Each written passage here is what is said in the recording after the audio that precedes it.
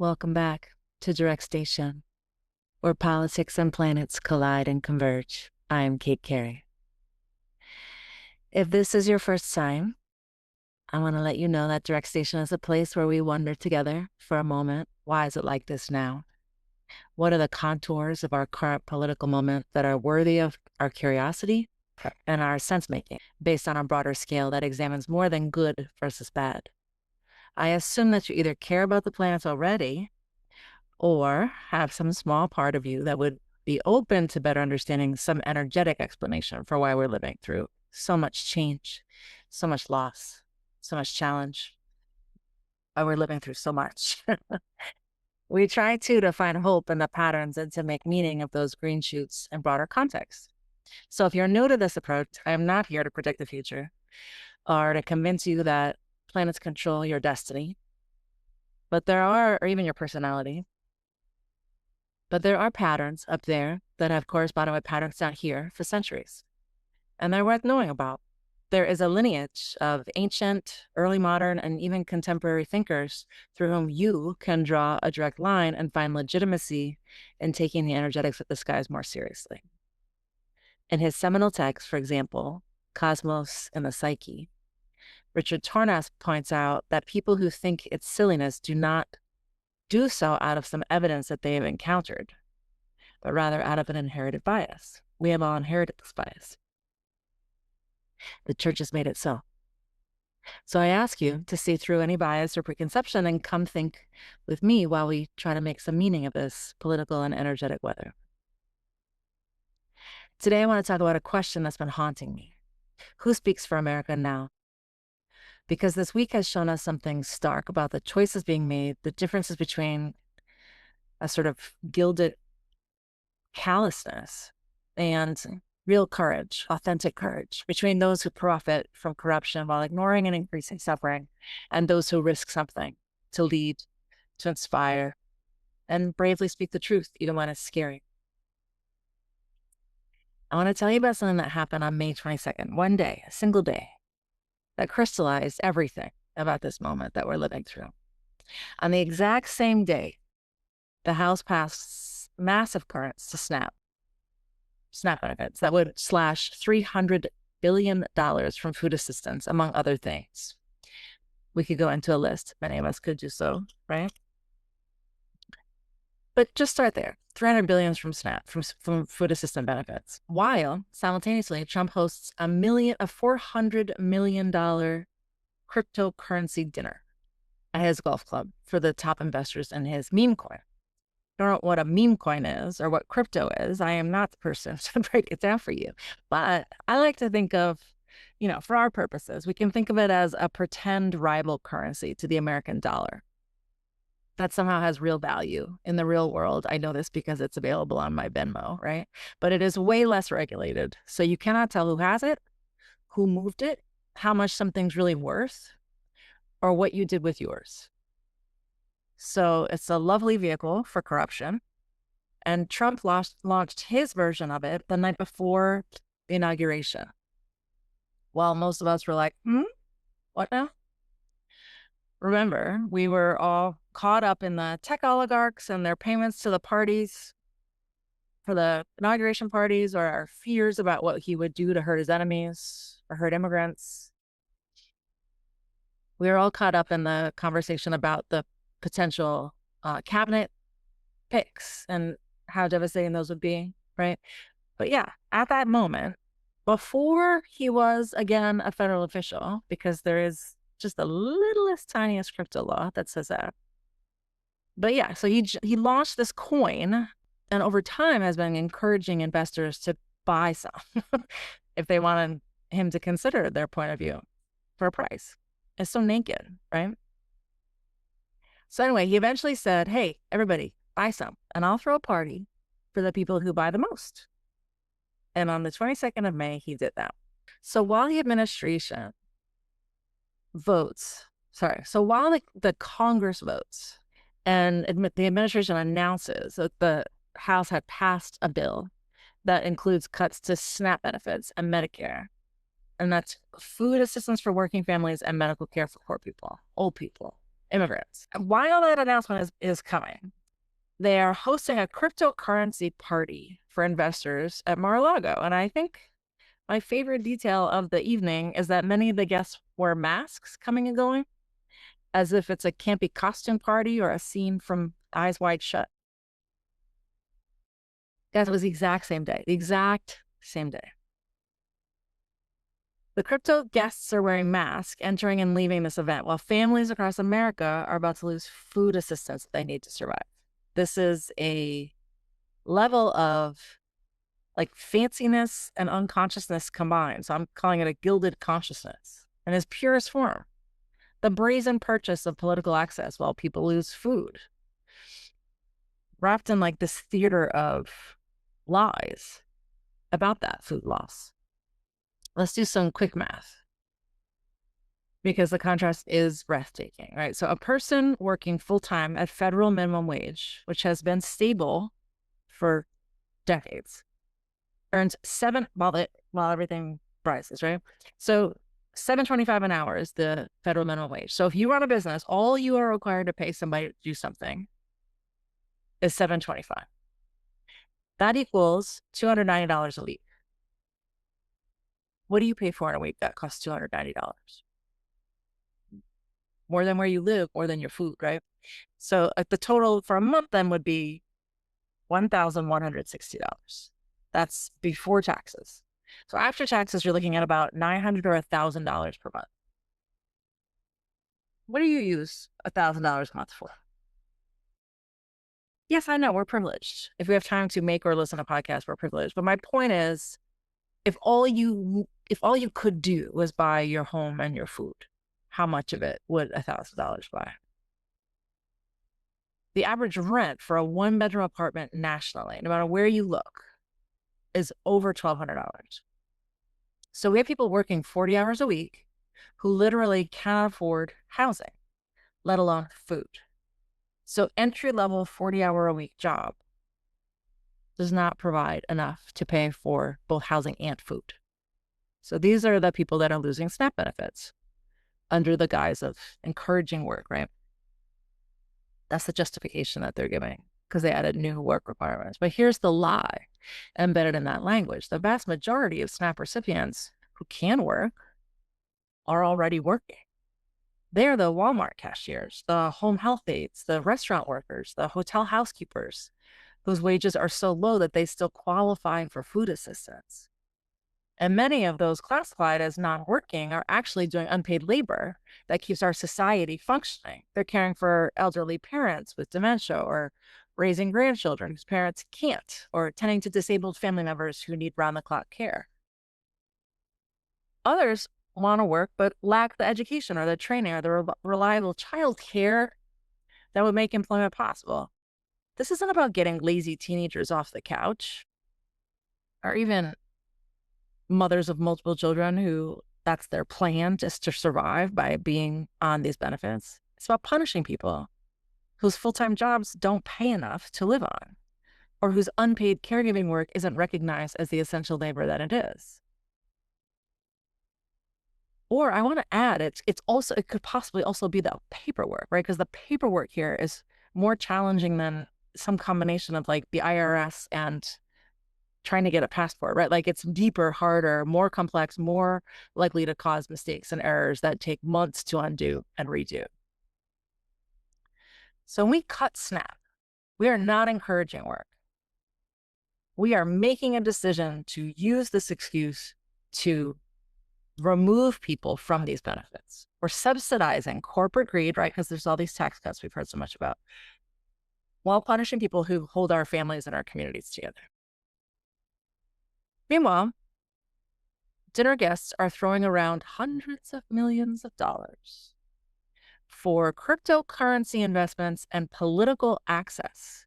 Several of the guests even said to the press, like, why were you there? I was there because I wanted the president to know about, think about, prioritize X, Y, or Z.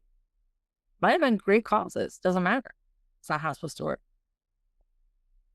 Same week, same administration, same country.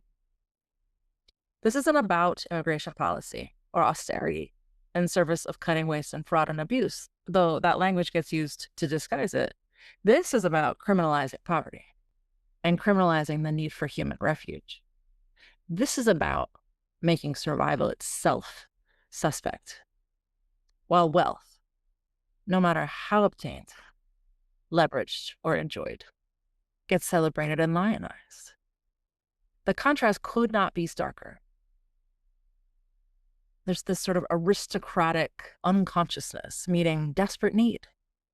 So elite disassociation from the consequences of their choices. It's the same pattern we have seen throughout history. When power becomes performance and cruelty becomes entertainment or not even a thought. But something else has been happening at the same time this week that offers a striking contrast. Within days of each other, two major American artists did something that political leaders have largely been unable to or refused to do, which is to speak to the America that we said we wanted to be. It's actually kind of poetic and enjoyable series of events that I want to tell you about. First, about 2 weeks ago, Trump says something online about how Taylor Swift is not hot anymore. And it's been that way since he announced that he hated her. Like, she lost her hotness because he spoke of his hate. And the Swifties hummed with disgust for a while, right? Taylor was quiet. It'll become clear in a minute why she was quiet, what she was doing in the meantime. That's just the foreshadowing, right? So the next events unfold like this. Bruce Springsteen speaks out on a stage in Manchester, England on the 14th of May. He says something important. Some of what he said included, quote, "In my home, the America I love, the America I've written about that has been a beacon of hope and liberty for 250 years is currently in the hands of a corrupt, incompetent, and treasonous administration." There's some very weird, strange, and dangerous shit going on out there right now. In America, they are persecuting people for using their right to free speech and voicing their dissent. The richest men are taking satisfaction in abandoning the world's poorest children to sickness and death. They are rolling back historic civil rights legislations and that led to a more just and plural society, end quote. He says this on stage. And the videos of it hit on the 15th. We all absorbed that. My first reaction is, all right, Bruce, we needed that. But wait. And then you know how Taylor Swift is recording all of her music so that this creepy predator producer who bought all of her masters of the originals can no longer make money on them. I know more about this than one might care to. I have two daughters, one of whom is a devoted Swiftie. So I've, any more information that you need, I've got it for you. But so the Swifties lose their minds when she creates a new version of an album and it drops because she's got like fun things in there. She's got little Easter eggs that they all get excited about. And she usually has like a new song or two on there that's from that era that she didn't release at that time for whatever reason, usually because some man told her not to, is my understanding. Right. But so she re-releases these and everybody waits and hopes. And there's this one that she's not gotten around to re-releasing. And she wrote it after she had spent some time on the mat when she was collecting herself from some failure or perceived failure and is plotting a comeback. Right. So her fans have been waiting for that moment. I'm trying to think of what the name of the album is and I can't. But anyway. Well, so wait no longer, Swifties. Except the rest of us get to benefit from at least the symbolism of this one, too. She drops her re-recorded "Look What You Made Me Do" is the title of the song. She drops it to soundtrack the penultimate episode of The Handmaid's Tale. This scene where, if you don't know The Handmaid's Tale, it's Margaret Atwood is an author. I believe this book was published in the 70s, maybe 80s. Anyway, it's this brilliant book about, sort of the extremity of what happens when a Christian nationalist patriarchal state takes hold and is unafraid to commit violence in order to leverage women's bodies for procreation. So you got The Handmaid's Tale.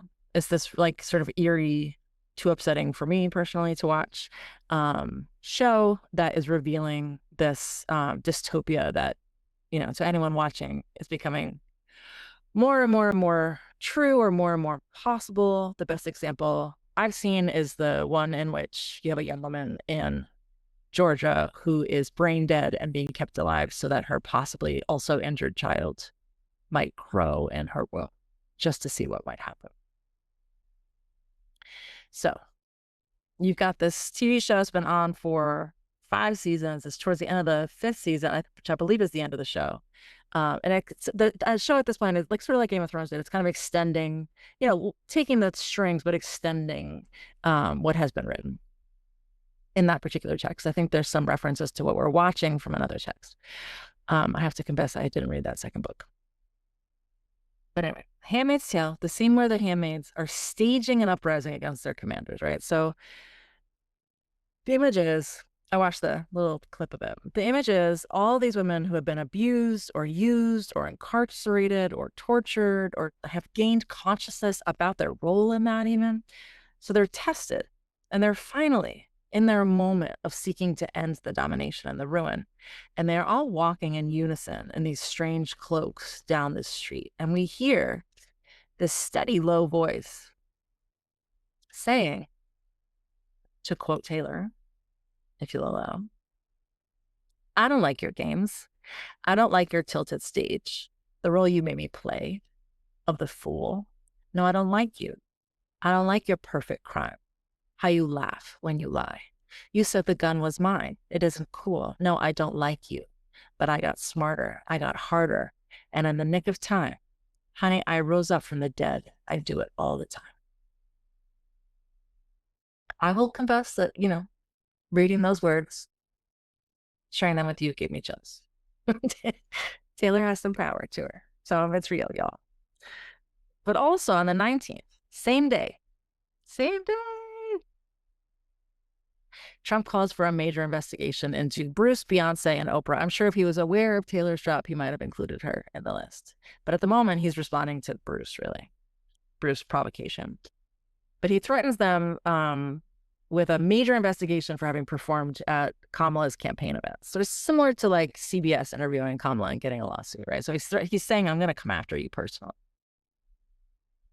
So then the crypto rich people and the screw the poor people bill happen on the 22nd. And then on the 23rd, Bruce drops an EP in which he includes live releases of songs about freedom and recordings of his 2 spoken word pieces challenging what's happening to our democracy.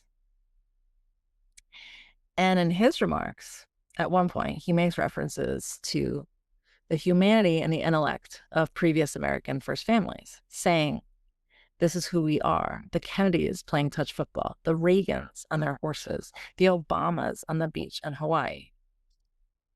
And man, I was struck by the ways in which all of our fighting and all of our 2 sides and all the cutthroat treacherousness of the historic dynamic between the Republicans and the Democrats in this country, just the sort of treacherousness of American politics, right?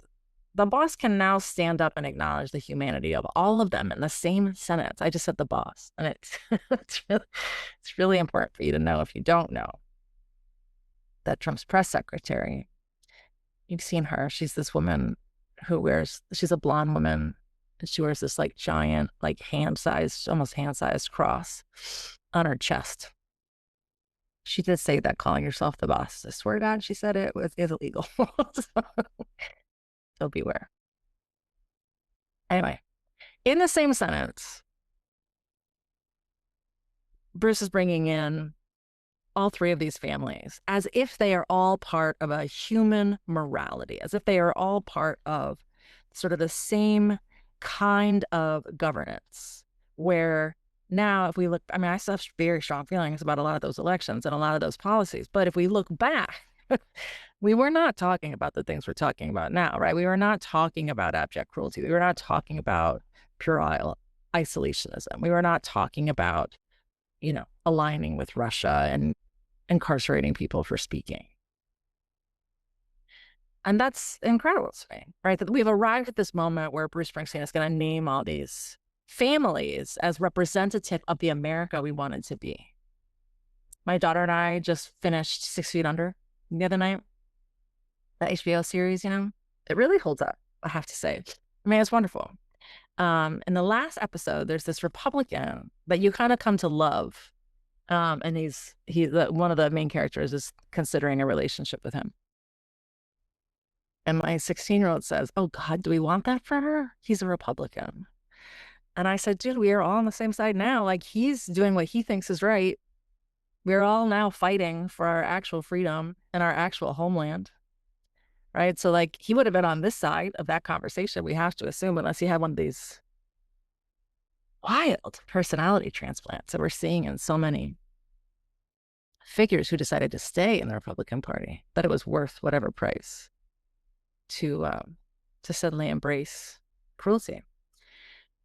And so Bruce and Taylor are reminding us of that America, of that homeland, right? And giving us a reason to believe in that dream.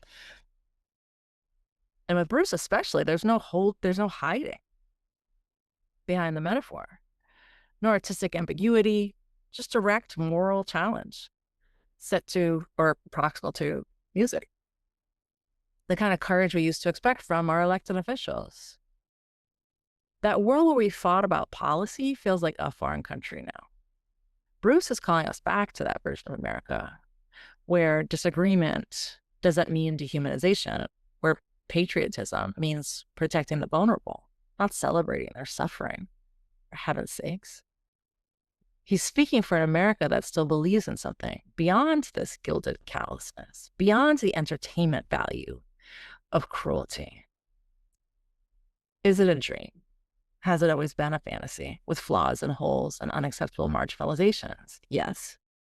Is it worth reviving, though? Now that we can see how very much can be lost, and how this time, maybe, we could fight for the whole, real shebang. That's what authentic courage sounds like. Not the performance of power, but the risk of speaking truth. Not the theater of wealth, but the vulnerability of moral leadership. Can you believe that sequence of events in the same period of time? Are you dying to know the astrology? I was. All right, so that's cool, you guys. It's a good one.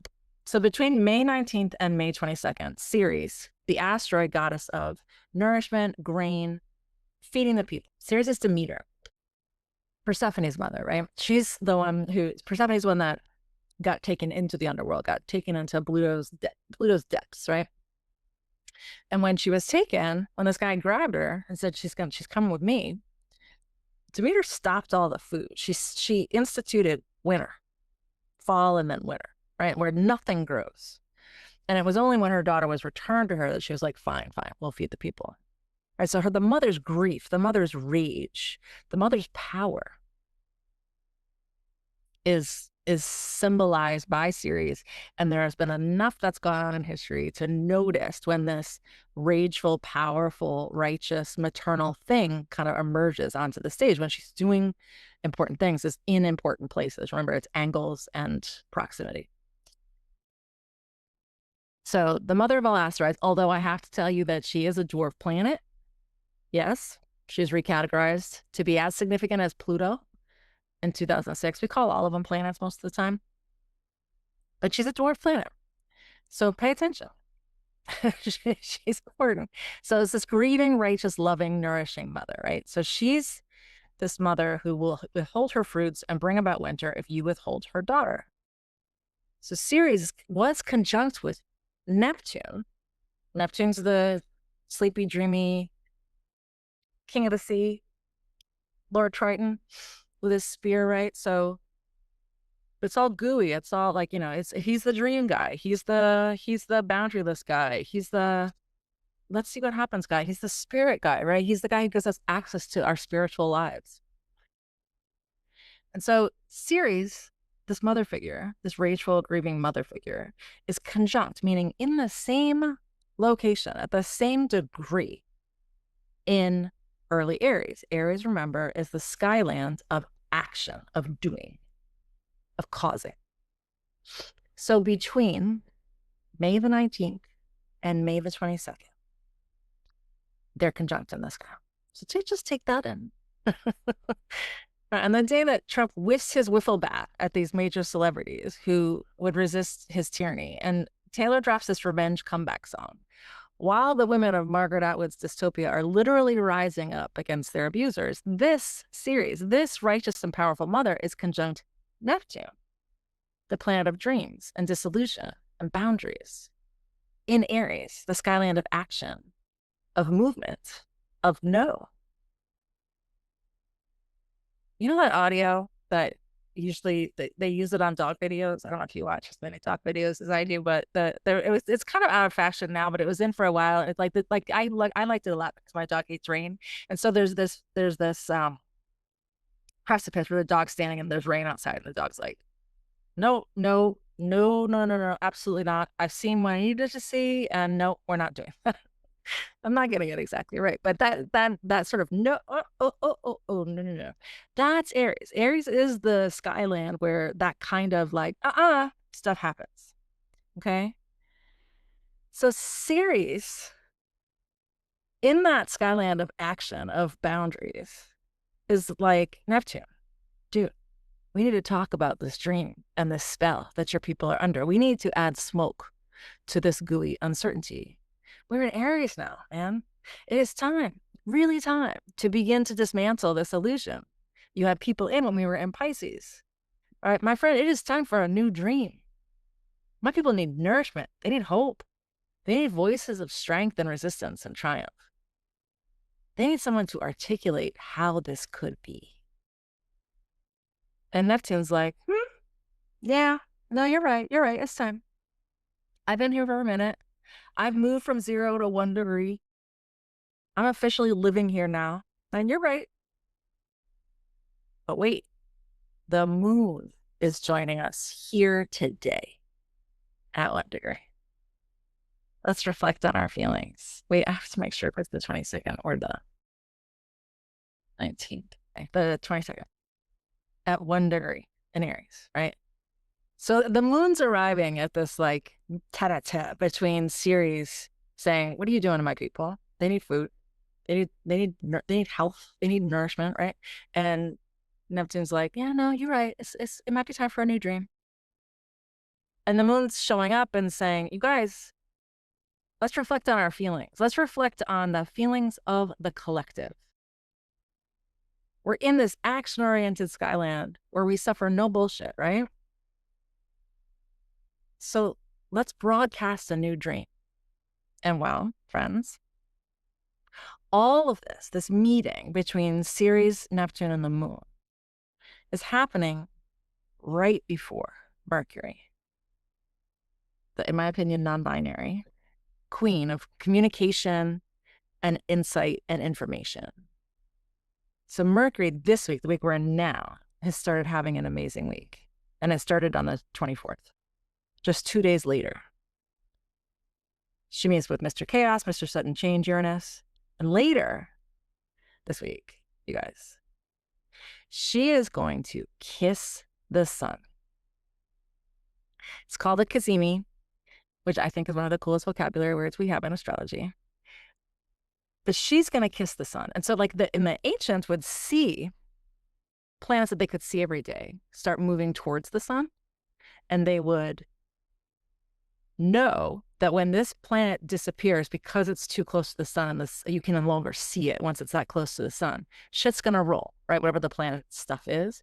And the stuff with Mercury is information, is communication, is words, is ideas. So Mercury just met with Mr. Chaos, and now he's going to go kiss the sun, right? What will that mean? What will be said? What will be uttered? What will be thought this week after this activation of all of us by Neptune, Ceres, and the moon hanging out? It's stunning. Planetary symbolism. So Ceres represents literal nourishment, grain, food, sustenance that keeps us alive. Neptune representing dreams, illusions, and dissolution. When they meet in Aries, the sign of action and bold moves, we see both the highest and the lowest expression of how we feed and do not feed our people. So like everything in the entire world, including you and me, everything. All these characters, the moon, Ceres, Neptune, everything has a light and a shadow side. Like I and my personality and my strengths and my, what I got going for me can be used for unhelpfulness or helpfulness. These parts of me can cause harm or they can cause healing and joy, right? Like I can be used in multiple ways. So can every being on the planet. I have a cat who he has a shadow side, right? But we all have it, right? So like all of us and all these forces in the sky. And so the shadow side, Neptune's illusions, convincing people, a good number of people, like cutting food assistance is somehow noble, right? Because it's about people who aren't currently working. Or that 400 million cryptocurrency dinners are more important than feeding working people. The moon representing the public, the people, the collective emotional needs is caught right in the middle of that conjunction on this exact day that both events are happening. But the high expression of Ceres and Neptune in Aries inspires action to truly nourish our collective dreams. Bruce's EP is calling us back to the America that feeds hope rather than greed. Taylor's reclaimed voice is soundtracking resistance against those who see people as objects to be used rather than souls to be nourished. And part of the scene is Saturn getting closer by the minute, literally, to this party. He's in there. He's at, I think, today. Let me tell you. Yeah, he's entered. Sorry, you're right. He entered Saturday. He entered Saturday on the 24th, the Saturday of the holiday weekend. Right, so he's arrived in Aries. I'm not spending too much time on this idea today, but I think it's important because it signifies the seriousness of this Neptune moment, right? Saturn is seriousness, is discipline. Remember, he's the grumpy grandpa who has all the rules, and if you don't follow him, well, right. So Saturn has arrived with Neptune, and then we have this little play happening with our leaders and our artists and our government. And so he's kind of casting this moment and capturing all of this. So the whole sequence shows us the choice that we're being asked to make. Will we allow Neptune's illusions to starve Ceres' nourishment? Or is there another path? When we take in the emerging possibility of Saturn's structured action to protect what truly feeds the soul of the democracy. This pattern is not new in the sky or on the earth. For example, in the years before the French Revolution, there's another Saturn-Neptune conjunction. And Uranus, Mr. Revolution, Mr. Sudden Moves, is in the exact same spot that he's in today. Louis XIV's court at Versailles. I spent too much time in Missouri.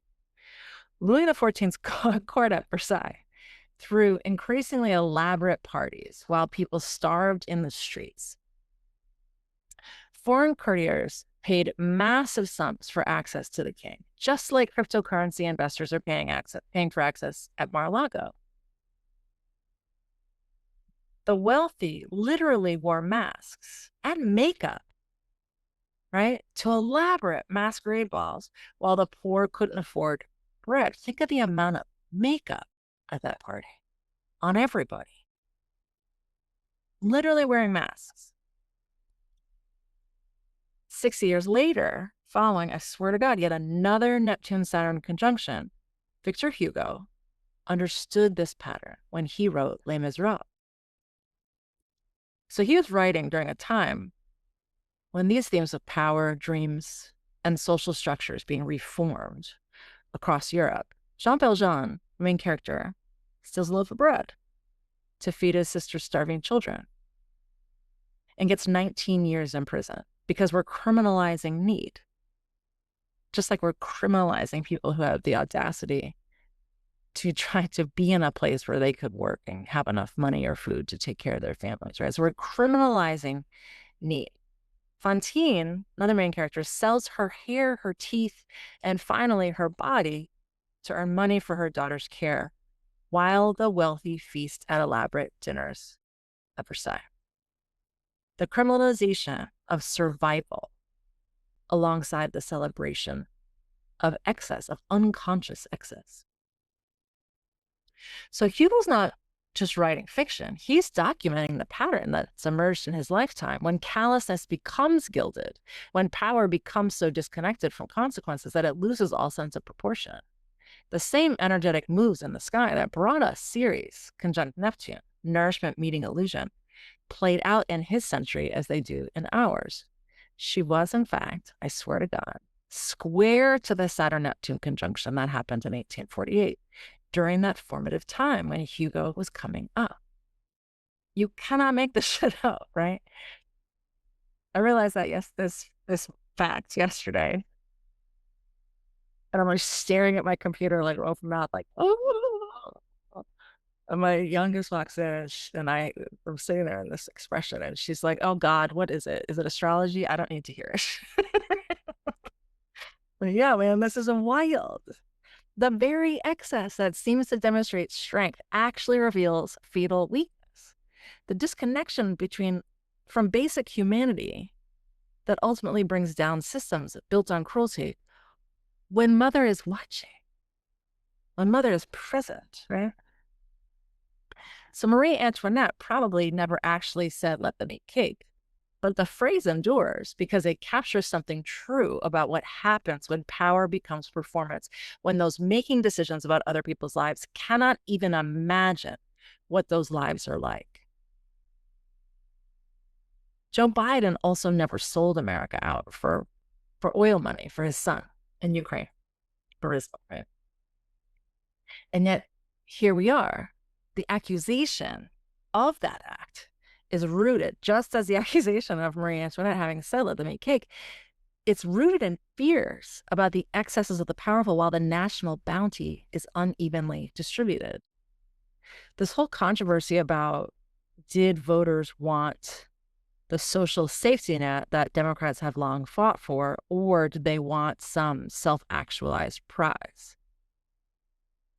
I submit the fucking minimum wage is in the middle of this, right? Like if I can't work 40 hours, which does leave me enough time to raise my family, I can't work 40 hours and be present in my family while being in a home that has doors and windows and heat and water and having enough food for all of us to have not only nourishment, but some sense of human dignity, right? I don't have that, and I can't get it for myself. I don't need it from you. I can't get it for myself. I'm angry, and I'm willing to believe whatever you tell me about people who have more than I do. So the mass at the crypto dinner, the concealment of identity of some of the people walking in while conducting obvious corruption, 400 million spent on access while cutting food aid. It's the same pattern playing out as the ones in Versailles, under the same energetic weather that has exposed these dynamics throughout history. So what does this mean? What does this demand of us? I think it's revealing something fundamental about the choice we have between unconscious wealth and authentic, brave speech. So between those who profit from suffering and those who risk something to speak truth. I think it's also about the root cause of our national moment. That bill that was just passed in the House amounts to the biggest redistribution from the people to the powerful in American history. Like what has been crafted is not even the same, and it's not even in the same league as the famed Gilded Age when the robber barons thrived while Americans struggled. Because here's what I'm saying. While political leadership has largely abdicated moral responsibility as articulated in human terms that are compelling and outside the political, right? Outside the sort of formality of political speech in a way that is meaningful to the average American, artists are stepping into that void. Bruce and Taylor aren't the only ones. We're seeing this across the cultural landscape. writers, musicians, filmmakers. The Succession guy just put out a new show about, they made quick like a bunny since inauguration, about the now right-wing tech guys. You have Kendrick Lamar at the Super Bowl, like speaking truth to power, naming the problem, naming the oppression, naming the struggle, naming the unconsciousness, the blindness, and the inherent racism in the system. Even athletes are using their platforms to say something. There was this guy, this soccer guy. Pretty sure he had a green shirt on. Who said, "I'm not talking about the game, period. I'm going to talk about Gaza. That's what I want to talk about today. I'm not going to discuss the game. You can ask me any question you want. I'm not going to answer it. I'm just going to say something about Gaza and the suffering that's being caused there." So you have even athletes using their platforms to say what elected officials will not say. It means that elected officials like this, I guess, don't have access to, like, you can't speak this way. You don't have the audacity to just say what you feel, to say what you notice, to say how outraged you are and why. So it's taking others who are showing us that political risk-taking that leaders seem to lack. This matters because art has always played this role during periods of institutional collapse, when the official channels fail us, when democracy itself is under attack. Artists become the keepers of our collective conscience. They remind us who we said we wanted to be, even when, especially when, we're failing to live up to those ideals. So the question then becomes, who speaks for America now? Is it the masked figures trading millions for access while people lose food assistance? Or is it the artists willing to risk their careers, their comfort, their safety to call us back to our better angel? The Saturn-Neptune conjunction in Aries, the mother of all asteroids, right in the mix, on the moon for a few days, calling each of us to choose. Will we embrace the gilded callousness that mistakes cruelty for strength? Or will we find the authentic courage to speak loudly, clearly, persuasively, in regular human terms, now, for the America that we believe is still possible? It's not about grand gestures or perfect activism. It is about the daily choice between that aristocratic oblivion and an engaged citizenry. It's about refusing to normalize what shocks us, refusing to look away from what demands our attention. Yes, they enjoy our horror. Yes, they enjoy and mock our outrage. That doesn't mean we shouldn't be in it. It doesn't mean we shouldn't be moved by it. Right? So it's about adding the urgency of the moment into every day, into what we're saying online, into what we're doing professionally, how we're spending our downtime. What is your lane? Did you know that the line, "Don't let the bastards grind you down," is from The Handmaid's Tale, from the book? It's scrawled on the bathroom wall, this illicit, secret, only for the oppressed missive that somehow feeds the latent, fear-drenched, fighting spirit of the main character. And in the end, the TV show anyway, with Taylor Swift speaking to a steady beat, this character rises, she walks, she acts. The very essence of Aries, where this action is playing out, the very essence of the beginning, with every single person involved capable of contributing to the script. What part will you play? I want to leave you today with 3 things. First, a practice. I find that being rooted reminds me of who I am, what I'm capable of, and I just learned something precious from a teacher and a healer who is online as Pick Moon Therapy, if you want to find her. She's taught me this practice, and when I tried it, my response was, "Wow, okay, girl." Like, I said that out loud. It's a grounding practice, and one that can really remind you of your power and what's possible with your day. I've added it to my morning meditation, which happens outside, rain, shine, or snow. So here's the practice. you stand on the earth, right? I mean, even if you're on a building, you're still a couple of layers of stuff that are all from the earth. I mean, the earth wouldn't have made them necessarily, but they're from here. From like the rocks beneath us, right? So we're standing on the earth in some form. And if we send a bolt of our own energy, our own self, our own being down towards that earth, we will receive an equal charge back up, right? And if we house that sort of bolt of energy that we can gain from the earth in our root chakra, if you don't understand chakras, it's fine. I'm just going to explain this one location and this one, so sort of the function of it.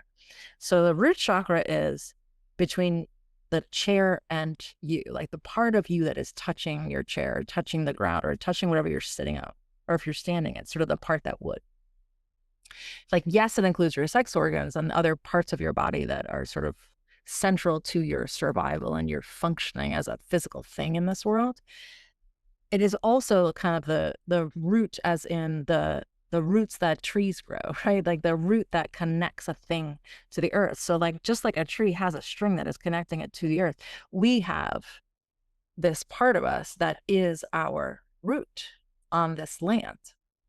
And so if you pull that energy from the earth consciously, you can visualize it as sort of a bolt of light, whatever color you choose. I like green when I'm talking about the earth, right? But you pull this light in and you hold it there in that root chakra, in that sort of energy center. You can visualize it as kind of a ball of energy, a ball of light. And then at the same time, you take an energy force from the sky, from the heavens, whatever your God is, whatever your source is, whatever your higher power is, to use an old phrase, right? Whatever the thing is, the entities or the energy is that you do believe in, and that's bigger than you, you pull that from skyward down into your physical body too. So you visualize this energy pulse, this energy shaft coming down into your body, right?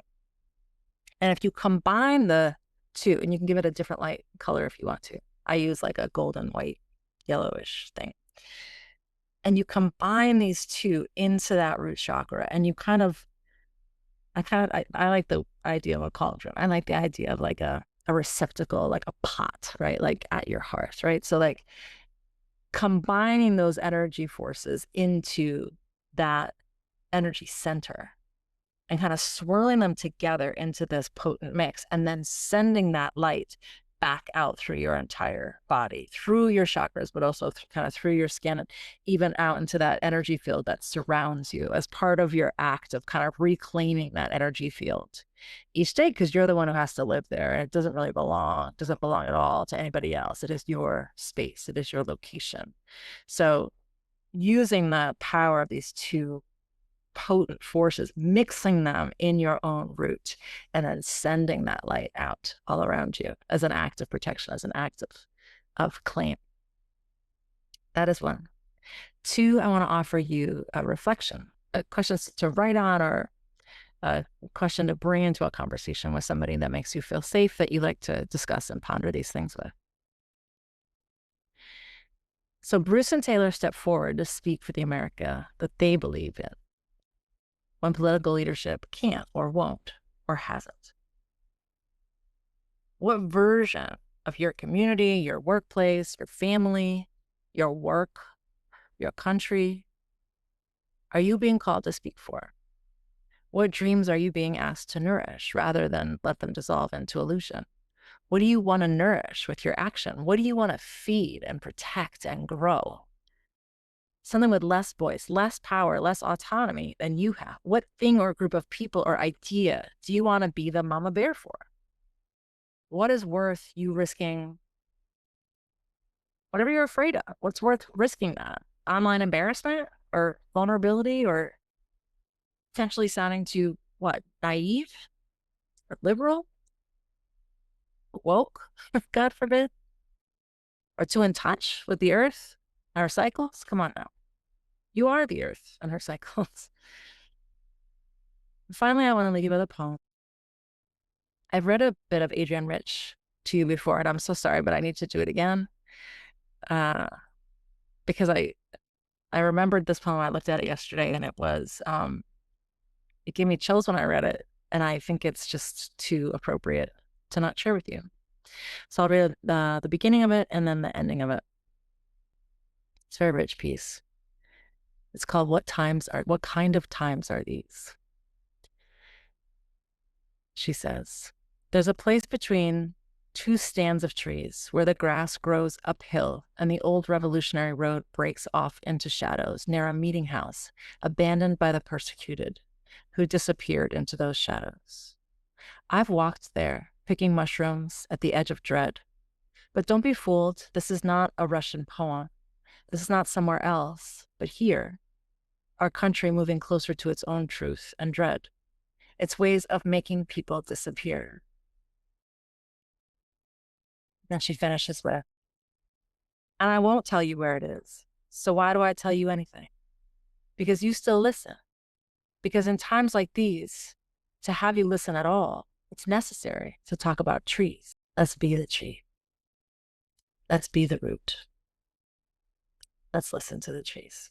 If you would like to discuss these energies and the way they're interacting with you, the way they're affecting you, what they're doing to your body, to your life, to your heart, the way they're opening you or inviting you or frustrating you or creating obstacles for you, which they certainly sometimes do.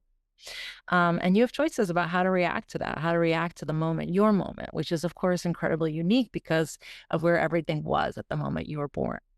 And so all of these things that are happening right now are interacting with you and the map that represents your birth, your arrival, right? Like, how are those energies interacting with that map? It is wild. It is incredibly true. The most common response to a reading is like one of relief and validation, because it is all for something. It is not about nothing. It is all for your own evolution. It is all for your own path, your own course of healing, your own course of learning, your own course of doing in the end. Let's find out what that is. Let's talk about it. It could be really fun. Separately, if you wouldn't mind leaving a review. I know it seems silly. I hate doing it. I feel like actually frankly exposed when I do it. Like, why am I putting my opinion about this thing into the world? But it does help grow. It does help reach. It does help expand the conversation that we're having. And it's a fine time to expand the conversation that we're having. So review, follow, share, all those things I can't believe I'm saying, but please do that. So until next time, remember that the planets create this weather, but we choose what to do within that storm. We choose between callousness that is gilded or courage that is authentic. We choose who gets to speak for America. We choose what will be said on behalf of America and her people. So until next time, be well, be conscious, and be kind. I'll see you soon.